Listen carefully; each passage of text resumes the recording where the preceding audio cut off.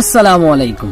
রোহিঙ্গার দে আর রোহিঙ্গা মুজাহিদার বাউতে খেঙ্গলার কানর ফাবদি ইয়ানার বাবুদে আছে উজুর অতুকু উজুর দহদি এদা আছে বড়দিলা মোটিভেট করলে বড়দিলা হতক করলে তো রেহেন তো একটা হতো আর বাড়ি মিকা কান হতো আর ফুটতে জন হুনিসাই। বিশেষ করে রোহিঙ্গা মুসলমান যুবকদেরকে আমি বারবার বলি, ও রোহিঙ্গা যুবক ভাইয়েরা, আল্লাহর কসম গোলামের জিন্দেগি কোন জিন্দেগি না। আরেকজনের অধীনস্থ হয়ে বাংলার দেশের মধ্যে তুমি বসবাস করবে, এটা কোনো মুসলমানের জিন্দেগি না। মুসলমান তো দুনিয়ার জমিনে স্বাধীনভাবে জীবন যাপন করবে। এজন্য আমরা প্রায় সময় বলি, আর কান যে তোমাদের দেশ বাংলাদেশ, এটা তোমাদের দেশ না।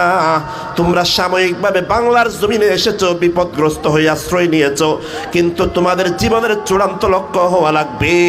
উসমান হাদি যেমন বাংলাদেশের জন্য ভারতের আধিপত্যবাদ থেকে বাংলার জমিনকে মুক্ত করার জন্য উসমান হাদি যেমন জীবন দিয়েছেন, আমাদের বাংলাদেশের আবু সাইদ যেমন জীবন দিয়েছেন, ক্যাম্পের রোহিঙ্গা মুসলমানেরাও নিজেদের জমিন আর কানকে স্বাধীন করার জন্য যদি এভাবে জীবন দিতে পারে, আল্লাহর কসম ওই দিন খুব বেশি দূরে নয় যেই দিন আর কানের জমিন এটাও রোহিঙ্গা মুসলমানদের হাতে আল্লাহ স্বাধীনতা দান করে দিবেন। ঠিক কিনা বড় করে বলেন না?